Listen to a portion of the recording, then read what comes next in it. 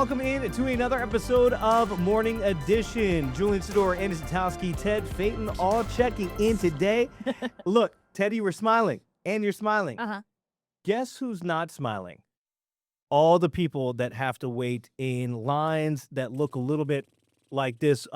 TSA right now, because of the partial government shutdown, these TSA employees aren't getting paid. They're still showing up. God bless the ones that are, but lines are long. So long. I think I haven't experienced this yet. Julian, you actually have a story with this, but we've seen in, I think, Houston, New Orleans, there are lines going out of the building into parking decks. At Charlotte Douglas, we were thinking, where would this line go if it got so long that you're waiting 3 hours just to get through TSA?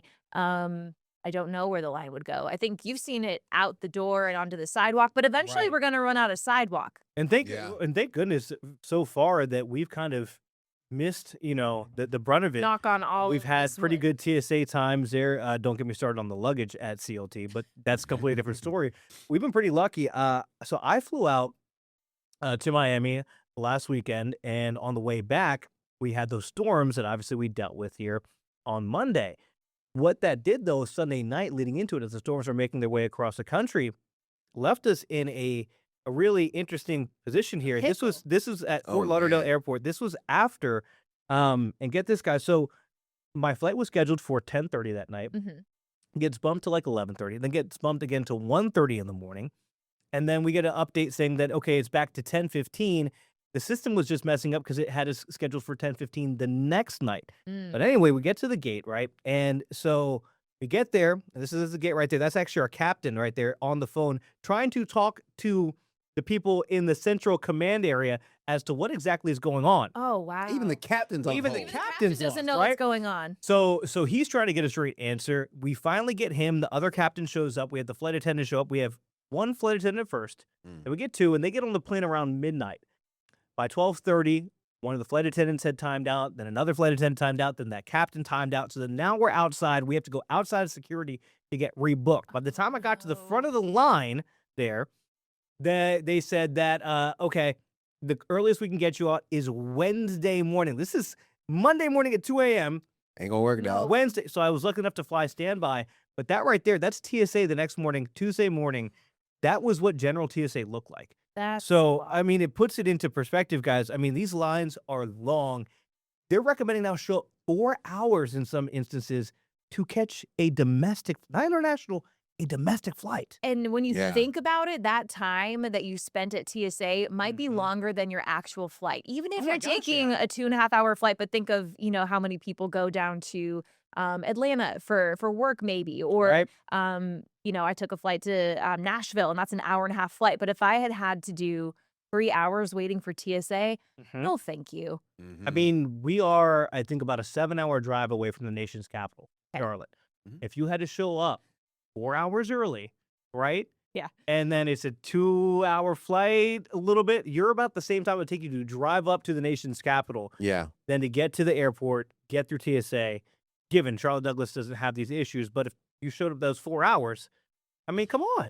And by the time you get off the plane and get your luggage, you're the same time pretty much. It's a lot. And so I had someone tell me, if you have Clear and there's an airport that has Clear, you can pay. Now, again, this is paying, and I don't know how much, but you can have a Clear concierge come and meet you at the front of TSA, and they give you, like, obviously you tell them what time your flight is and boarding and everything, but it gives you a window, and they will lead you past all of the lines. I'm talking about like take you to the promised land. In this case, it's the promised land.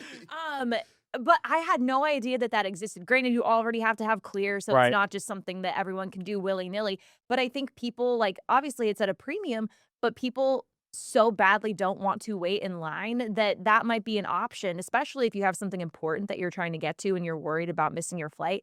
It might be worth it, but I had no idea that even existed. Yeah. So I think the dynamic duo now is if you have Clear and TSA pre-check, because that can also, I mean, the Clear concierge sounds amazing. Just bypass it all. Clear will get you past that, and then TSA pre-check allows you to stay in the pre-check line. But, one of the things we found out, too, when the government was originally threatening to take away pre-check is that even having pre-check doesn't guarantee that you will get pre-check. It just gives you access to pre-check. If it's open? Right. Yeah, It's open. they've closed So the those pre-check spec- line. so I've that seen that. So Yeah. then you're waiting in, imagine? and you don't get to skip the line. What they give you is like a little card that says, "Hey, I'm TSA pre-check," and that means essentially you get to keep your shoes on and keep your laptop, whatever, So, inside but the you back. still have to wait in the line. But you're still in Still the waiting in line line. with everybody. So Wow. what you can do, and I highly recommend this, if you're flying out of another airport, you can go online and see what time their TSA pre-check closes. Ooh. I know a lot of that's driven by staffing too. And you mentioned, God bless those the workers who are showing up. Some numbers I wanted to pull up. TSA workforce affected 50,000 transportation security officers required to work without pay nationwide. When it comes to the absence and the call out rates, nationwide average of during the shutdown is about 6%, which is up from the normal 2%. But on peak days, you're looking at 10+%. And this is also affecting those major airports. So spikes at major hubs over 50% in Houston one day, hit 55%, over 30% in New Orleans and Atlanta, and some days 37% at Atlanta's Hartsfield Jackson, Right. and 30+% Some at are quitting, JFK. Ted. Like some are just saying I'm not going to They're go back just out. because if you look at it, I mean, you only have to go back now 3 months, Mhm. right, to when we had it last shutdown, and they were going without pay. Now they get the back pay after the government reopens or fully reopens, I should say. But you're still going weeks without a paycheck. And so they're finding other jobs to kind of Right. fill. I guess you mean if it's a short-term thing just to kind of pay the bills, and then you could obviously go back because we still need those agents. I can't imagine that TSA wouldn't welcome them back with open arms. Yeah, you'd hope so. But I think, and there are some airports, I don't know about Charlotte Douglas, but you can't give agents money. No, you can't. If you want to help them out, obviously you can just say Emoluments. thank you. And they do appreciate it. And every TSA person that I've interacted with since the shutdown at Charlotte and in Nashville, they've had a big smile on their face. And you can tell though when you do say thank you, they do appreciate it. But you can do food cards, gas cards that you can give to them Right. because that's not cash. And some airports are even opening food banks for their employees. It's hard. It is hard. I mean, and we heard today that some of the smaller airports may be forced to shut down. And you don't think about it. Okay, like what's a small airport doesn't affect me. What you may not know is that those smaller, we call them like puddle jumpers. If you're taking one of those smaller jets, well, they may be coming from a smaller airport like a Salisbury, Maryland, right? They have one. I'm trying to think of other small airports where they land, and so it may not affect your flight directly. You may not think it does, but that small plane may be coming from another airport. If that airport gets shut down, then they have to reroute everything. And we know that these massive airlines, American Airlines, Delta, when they have to start rerouting planes, Things go bad. that's when things get dicey because then you Real have fast. you have a flight attendant that needs to get over here, has to, as Make was, they have to deadhead to another place and get the crews all in there, pilots. It can just be a mess, and that's where we're in the middle of a mess. Tangled web we weave. Yes. It's true. It certainly is. Be nice. Show up to the airport early. And smile. There we go. All right. Well, we got a lot coming up on Morning Edition. Hey, you know what? Maybe if you're waiting in a TSA line, you can stream us, watch us on YouTube. Yes. And here's what we have coming up. Okay, March Madness is officially here. We have a couple teams. I think it's the amount we're allowed to sing without getting in It's so trouble. off key that the FCC won't know. So March Madness coming up. We're also talking about, that guy Rory and Rory's menu for the Masters, all that and more coming up on Morning Edition. Don't go anywhere. We'll be right back. Well, welcome back in the Morning Edition. It's that time of year again where some folks might be taking off randomly, might be spending more time in front of the TV. I am not mad at you. It is peak tournament time right now. Make sure those 2026 brackets are filled out. We're talking about March Madness.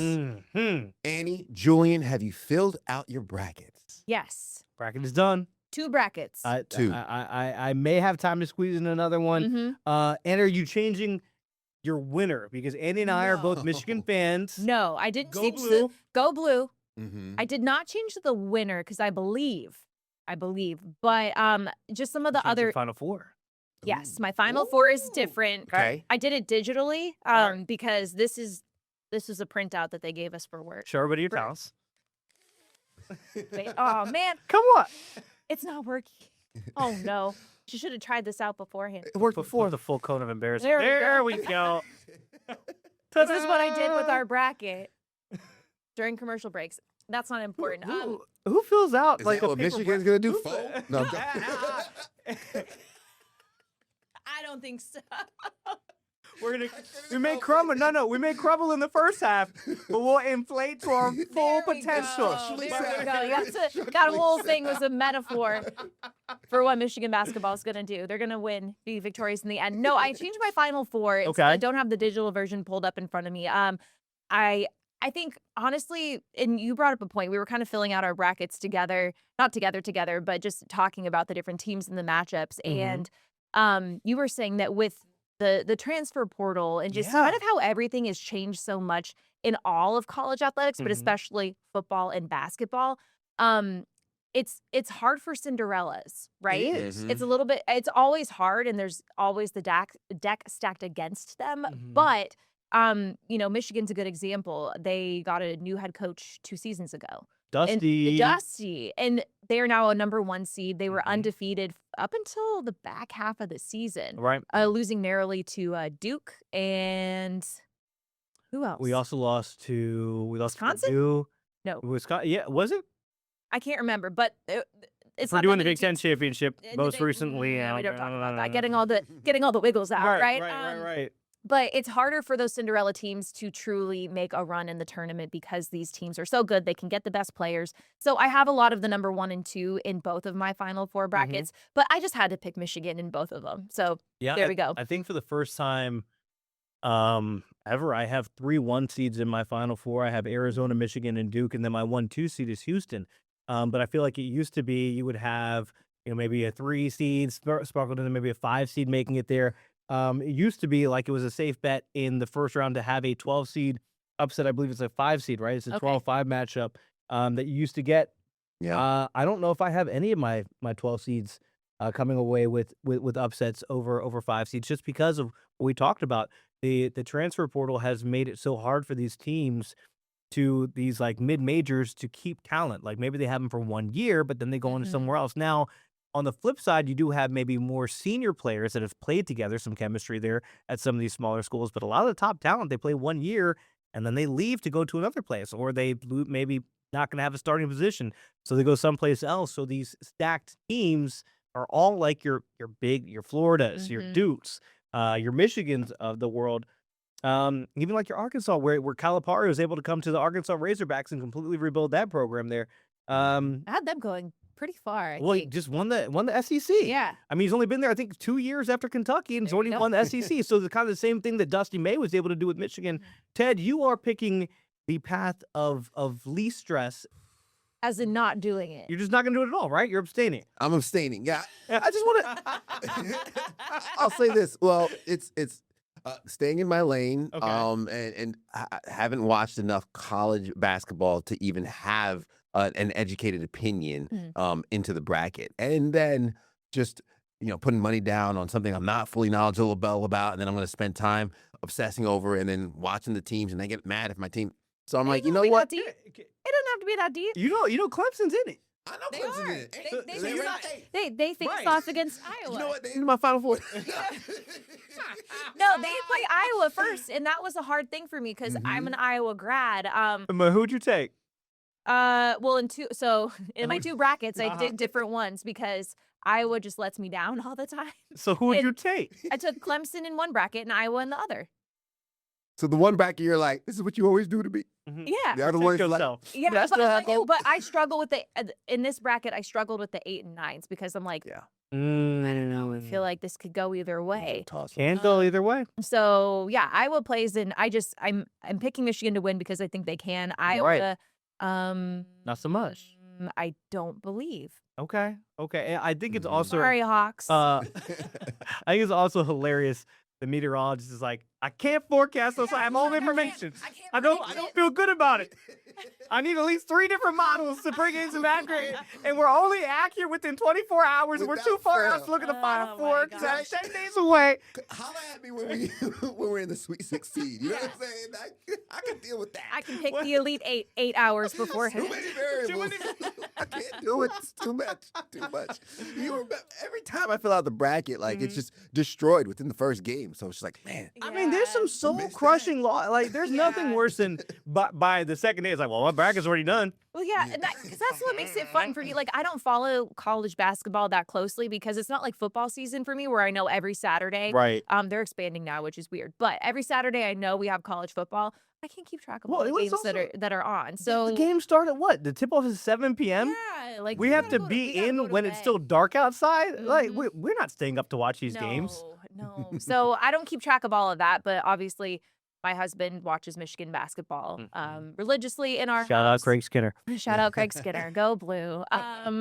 Yeah, and my toddler has learned some choice words now because Because of the because of how poorly Michigan because of our did poor in the actions in the Big Ten championship. championship. No more words. Annie's toddler now has an expanded vocabulary. She does. There are other words on video. Other word. There we go. They're Well, not my fault. Maybe one of them is my fault. I'm sorry. all right. Well, Anyway. Annie, play with me here, okay? All right. Okay. Your toddler Yes. loves to eat, She loves to eat. even after snack time. Even after Still looking for more snacks, right? always, always. But do you think she's ready for what we're going to talk about next? Coming up after the break, Rory's master menu. I think she would go ham on this menu. She would go ham. Anyone too. would go ham on this menu. It is Anyone. so good. There's something for everyone. Ooh. We'll get into it. We'll get into it. I know. I'm so excited. Here we go. Coming up on Morning Edition right after this break. All right, we were just talking about March Madness, and that goes right into the other best sporting event in the spring, Yes. the Masters. Talk about Cue the it. music, the and- snail yeah. fans, the azaleas, and the winner's dinner. Mm. The former winner from last year obviously gets to pick the menu for all of the past champions. They go do this whole thing. It's a good time with all the rich and like amazing golfers. And we all came in this morning and we're talking about Rory's dinner. They have appetizers, mains, and desserts. And guys, this is the first we- should we menu show that 'em? I've looked. Show the Should we people. show the Show the people. show the good people? Show the good people. And we show the what good they people want. right there. Oh, full screen. That's Full yeah. screen. I want to read Okay, this. so Let's go. this is the first menu I've looked at and said I would eat every single thing on this menu Come except for that first course. I'm not a big fan of tuna carpaccio. got Anyway, you. so I was reading this morning about why he picked what he picked. Uh-huh. The peach and ricotta flatbread, so good. He wanted to give a nod to Georgia, right, with the peaches. Okay. I also have really bad vision, so I have Oh, 20/20 vision, but Okay. I can't see. So you said put Butcher so- up close like this? I can't see now. I can't see Oh, the menu. There we go. Okay, so rock shrimp tempura with Uh-huh. creamy spicy sauce, grilled elk sliders, Mm. bacon wrapped dates with goat Come cheese. on So he now. said his mom makes a good version of that, Oh. and that's why he wanted to put it in. Mhm. The elk is because he was eating a lot of elk leading up to the Masters last year. Didn't want to make it a main course. Very He was lean. like, this is kind of fun. What? Mhm. Lean meat. Lean Mhm. meats. Mhm. And then the yellowfin tuna carpaccio is from his and his wife's favorite restaurant in New York, run by Eric Robert. Mhm. Beautiful French 3-star Michelin restaurant. A little flex there. But filet mignon, sticky toffee pudding. That's my favorite dessert out at a restaurant. You know what I don't like about this menu? What? Oh, what? The main course. That or The between the or- filet mignon or- and the or salmon. Can I The just Wagyu do filet both? mignon. All right. It said filet Annie, or can you return to a salmon. regular viewing position? So I Return to can't- home. I'm not a Roomba. That's the only thing I don't like about this I should have brought up the hero cam of you just staring at your at your monitor. I can redo it if you want. Here we go. Let's see. Just so you guys know how close Annie Why was. you had to read this just to get. Monitor right here. Well, Wow. All right. This Back to the menu- menu. That's way too close. I read that this was a decade in the making when Rory dreamed it up since he was imagining winning. So this definitely is a menu That that makes That's has so cool. That so- makes some sense. some intentionality behind it. Okay, so obviously, which one? Annie doesn't like the yellowfin tuna That's the carpaccio. only thing. We're- I would try Are you it. going the Wagyu filet mignon though, or the seared salmon? Filet. Both. Both. It says Choice or of. I said I don't Or like 10. the or number. Oh man, Nah, I want. What are you both. picking? I'm going with the Wagyu. Yo, course. come on I now. think I'm doing the mignon too. What do you think your favorite appetizer would be? Rock shrimp. Probably I think The rock the shrimp little tempura? flat bread, the peach and ricotta Peach and ricotta. with a little bit of Crostini. I Yeah, don't want to. I don't want to get close to the screen again. I can't see what kind of bread it's with. with what? It's the ricotta flatbread. Yeah. It doesn't say. It just says okay. balsamic, hot Mhm. honey, and basil. With I the think hot the honey. grilled Oh, yeah. sliders may be sneaky with the caramelized onion jam and a What? roasted garlic aioli. Oh, I didn't see the aioli part. I'm changing my answer. It's the accoutrement that The really make this accoutrement. menu. Yeah. Yeah, it was just really good. It's been really fun to see all the different menus. Scotty, paid tribute to the barbecue from where he's from. Right. And another interesting thing is when you look at the evolution of Tiger Woods' dinner since he won so many times. It's like the first one was a very simple like fries, and, Cheeseburgers, milkshake. cheeseburger kind of thing, and then by the end, his last Masters win, it's really fancy stuff and like sushi and sashimi and really high end stuff. It's really fun, and I think it gives us a good glimpse Oh, into. Teddy. Am I getting the wrap? It gives us a good glimpse into their personalities and what these golfers You're like to getting eat. the bacon wrap. I see what Well, you did there. Really quick, 30 seconds. Uh-huh. What's on your menu? Oh, that's a 30 It's not a second. 30 second. What are you doing? This is like a Yeah, 5-course I don't menu. know. Yeah, we You know need what? time for that. Actually, here's what we're gonna do. What are we gonna do? We're gonna put it out to you guys. Send us in what would be on your Masters menu. Yes. Okay, the Masters Club dinner is gonna be April 7th. Before then, we will record another morning edition, Yes. and we'll talk about what you guys send us in and give you our Masters like it. Club dinner. Come up with some good stuff, everyone. There we go. Homework. Homework with that. Go out, enjoy the warm weather, enjoy March Madness, and we will catch you for another episode of Morning Edition sooner rather than later.